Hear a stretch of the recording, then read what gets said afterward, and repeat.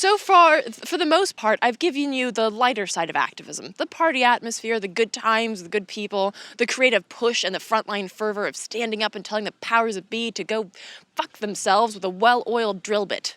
And yes, all of that is spot on. Activism is one hell of a good time. It's one of the most inspiring and deeply rewarding things that I've ever done. And in that depth, there is some pain. Some disgusting realities of the system that we are fighting. I hesitate to say dark side because that just makes it sound sexy and mysterious. And getting assaulted by cops, getting tear gassed, beaten up, living with PTSD, those things are neither sexy nor mysterious. Standing on the front lines, you will sometimes come into contact with the pawns placed there by the powers that be to protect their palaces, their rigged system, their flimsy facades and smokescreens. And these pawns can make you question the good in humanity, just like fighting for justice next to friends and strangers will make you believe in it. It can make you feel like all this fighting, all this protesting is hopeless, which, incidentally, is exactly what they're hoping for, because all this protesting, all this fighting isn't hopeless. It works. But justice is a long road filled with hard-won victories like giant burning tires and roadblocks that we try to dodge and sometimes hit, sometimes push through, sometimes move around. And regardless of side roads, alleyways, or highways, you keep going. But recognize that it isn't easy to look on the bright side when you physically can't see because of the tear gas in your eyes. And this is why. This is why we activists have to recognize the strain we're putting on our bodies, on our minds, on our emotions. We have to recognize that, yes, PTSD is a thing, and it's something that you can get from activism. It's not talked about really because, well, activism isn't really talked about. But if you're part of a big action where the system actually feels threatened by your raised fist, you're standing up for rights, justice, freedom, they will not hesitate to fight you, emotionally and physically. And in those moments after, it might be necessary to pull to the side of the road and engage in a little bit of self-care. Let me give you an example so this isn't just a bunch of road metaphors.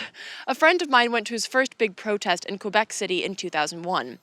The Third Summit of the Americas, as it was called, was held to discuss, interestingly enough, the FTAA, the Free Trade Area of the Americas, a proposed expansion of NAFTA to include 31 additional nations in the Western Hemisphere. Technically, it's still under negotiations, but fuck me, now we have TPP. See how it's all connected? The tangled webs they weave. Anyway, at this summit, all of the influential ass buckets were there, newly crowned President Bush and 33 other heads of state, all pushing for the expansion of crony capitalism, all pushing for the advancement of corporatocracy. More than 20,000 protesters from around the Americas showed up to stand in opposition against these meetings. The systemic response was intense. Not only did authorities divide the city Berlin Wall style, with security barriers and fences protecting the sociopaths on high, but the police response to peaceful protests turned really ugly really fast. For the full 3 days of protesting, police and security authorities fired tear gas canisters, rubber bullets into the crowds, blasted high-pressure water hoses, and beat anyone, and arrested people oftentimes without any cause. And if you're thinking, well, geez, guys, just step back from the fence. First of all, fuck you. Any fence built for the purpose of allowing corporate takeovers of people and planet should be torn down. And secondly, police did not limit their retaliation to these more escalated actions and sections. A little backstory and insight into how these days many large-scale actions are organized. In short, they're split into tiers of arrestability, 3 zones clearly marked and separated. The green zone, which was all legal protesting with no risk of arrest. The yellow zone, which was unsanctioned but peaceful protest with some risk of arrest, because cops. And then the red zone, comprised of direct acts of civil disobedience with a high risk of arrest. Normally, only people in the red zone expect to get hit by tear gas or, less than lethal, weaponry. And oftentimes, those on the actual front lines will plan ahead. They'll wear gas masks, bring water bottles to flush eyes out, etc. Those way back in the green zone, like the ones organizing teach-ins, making signs, peacefully and legally protesting, probably didn't bring any fucking gas masks. But they should have. Police fired tear gas into both the green and yellow zone, even firing into places where there was no planned protest at all. This went on for 3 days, and there's plenty more to say about this action, but suffice it to say that the police response was grossly hyperbolic. And afterwards, activists weren't just dealing with physical scars. Many had what can only be described as PTSD. The activist that I mentioned before would have sudden flashbacks and panic attacks. For example, cutting an onion would cause him to tear up, resulting in an instant mental and emotional response that would literally cause him to curl up and lay on the floor shaking. And his is not a rare story. His is not a rare story of PTSD or indeed of police violence against activists, as we will hear from this week's guest, Heather Doyle. About a year ago, Heather, an experienced climber and activist, scaled a crane in Cove Point in order to hang a banner. You've probably seen actions like this from across the country, or indeed the one we mentioned before of the banner drop at a football stadium. Same issue, partnering groups. Seed Coalition fights fracking and environmental destruction using a variety of tactics, this banner hang being one of them. As is clear from the nature of the action, it was, of course, nonviolent. She's climbing. But as you'll hear, the police response, as well as the response by our quote-unquote justice system, was anything but nonviolent. Environmental activist Heather Doyle explains. Well, from our action was in February of 2015, and we were arrested, me and the other activists on the crane. And we went through our court process for that. We both pled out to a misdemeanor trespass charge in April of 2014. And I served 33 days of a 40-day sentence at the Calvert County Detention Center for that action and for the guilty plea for the trespassing charge. During our arrest, the Sheriff's Department and the Special Operations Team of Calvert County removed us or extracted us from the crane in a very unsafe way. So that happened, but also during my arrest, when I was first being detained by the sheriffs, I was assaulted, including what happened is that when they came up to me, when one sheriff came up to me on the crane, they pulled me across this gap, which was very scary in the first place because, like I said, I didn't think they had any understanding of how they might shock load my system, my rope system, which could lead to pretty significant injury. They pulled me across, and two law enforcement officers pinned both of my arms back behind me, and another sheriff stood right in front of me and used his forearm and pressed down into my throat once for about 20 seconds. Then he stopped and just stared at me and pressed his arm back into my throat for a little bit longer. I wasn't completely choking because I was able to let out some breath and say, I can't breathe. But nevertheless, he was using a lot of force. I'm a small person and he was a very large person, and I wasn't going anywhere. My arms were being held back by the other law enforcement officers.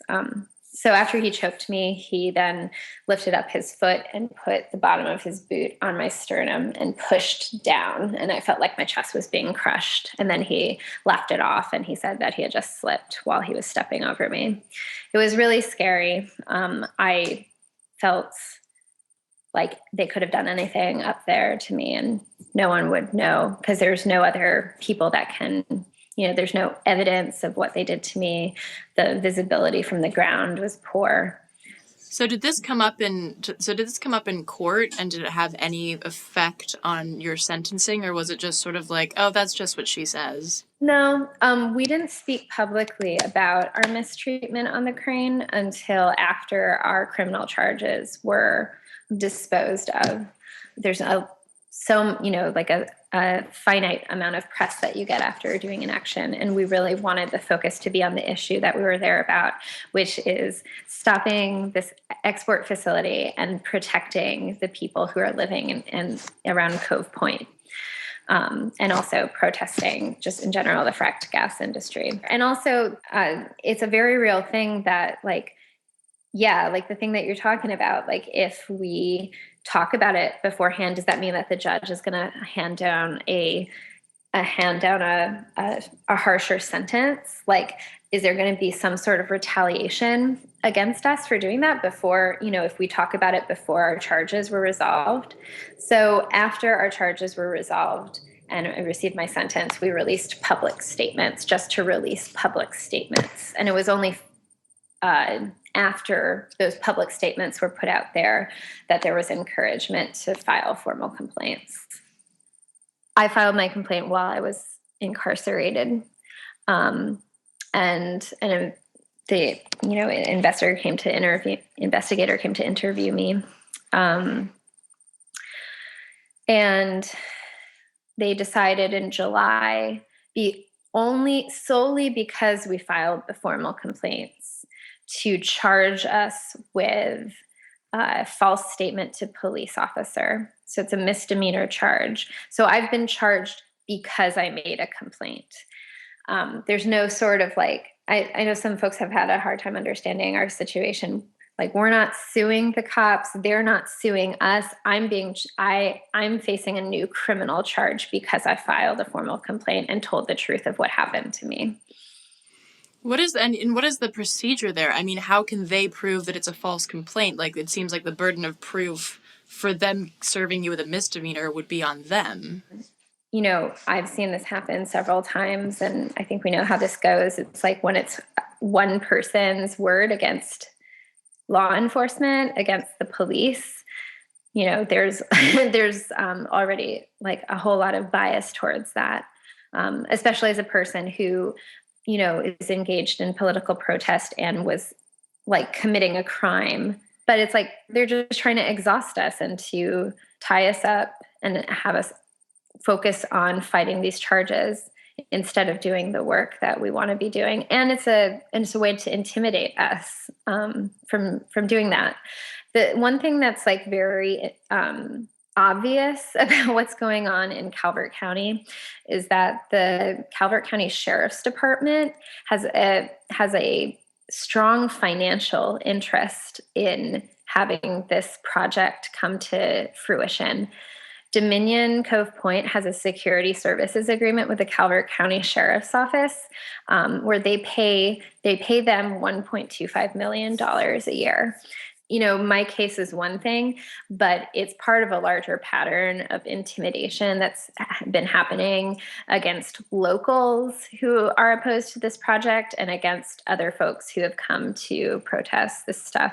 They've been really rough with a lot of the other protesters, and there were reports that during another action where someone chained themselves to a piece of equipment, the ambulance, like the emergency response professionals, wanted to come to the scene to be on standby, and the Sheriff's Department and Dominion waved them off. So, and that's just like one of the examples. So it's like definitely there is a definite substantial pattern of this happening down there. So I'm assuming that despite the shit that they're throwing at you, you're not going to give up. And I wanted to hear your opinion on, there have been a few cases in New York and Seattle, most notably, where protesters have used the necessity defense, saying that their actions were necessary because of climate change. And in Seattle, they recently won that using that defense. Is that something that you think you might be able to use in the future if this were to happen again, that you'd be in court for your actions? I think it's interesting that folks have tried to use it. My understanding of what happened in Seattle was that the judge allowed the necessity defense, and then when the case went to the jury, part of his jury instructions were to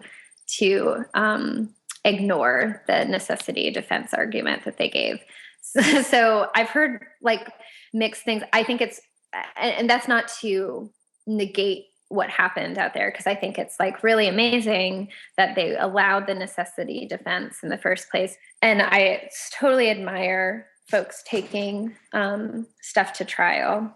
I think it's a very privileged thing to be able to take things to trial. And that's something that I'm experiencing with this case as well. I mean, you really do like need to have resources to go to trial. It's really expensive, and not everyone has the resources. both like monetarily or like just like resources life-wise to go through that whole process. Just that, in and of itself, is fucking ludicrous. That fighting for your freedom, your innocence, is a privilege. And she's totally right. It is. And it's part of the same system that is well guarded by the very people who, as Heather and I both mentioned, use it to intimidate and exhaust activists and organizations. But neither the activist I told you about before nor Heather are quitting. And we should use their stories as inspiration, but also as a reminder that we're not machines. We have to sometimes step back and give ourselves and each other some love. Valentine's Day. Some attention, some self-care. As they say, be gentle with each other so that we can be fierce together. And yes, you can go ahead and use that as an activist Valentine's Day card. Maybe throw in one of these while you're at it. It's my kind of guy.